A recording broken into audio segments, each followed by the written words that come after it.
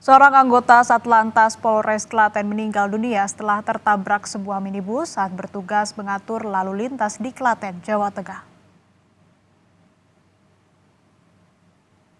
Aibda Suharsedo tertabrak minibus berwarna hitam saat bertugas mengatur arus lalu lintas di Simpang 5 Klaten Town Square pada Sabtu pagi 23 Desember 2023. Korban langsung dibawa ke rumah sakit di Kota Solo, Jawa Tengah dan sudah mendapatkan perawatan.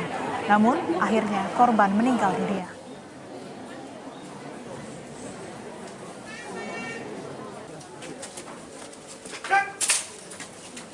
Aibda Harseno pada saat itu yang bersangkutan sedang melaksanakan kegiatan pengaturan di Jalan Simpang 4 Klatos.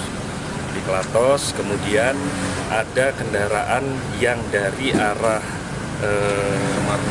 Semar Nusantara itu akan mengarah ke alun-alun dan yang bersangkutan berada di persimpangan sedang melakukan penarikan yang dari arah alun-alun. Kemudian karena tidak konsentrasinya daripada pengemudi, akhirnya kendaraan yang dari arah tadi mengarah ke alun-alun menabrak yang bersangkutan.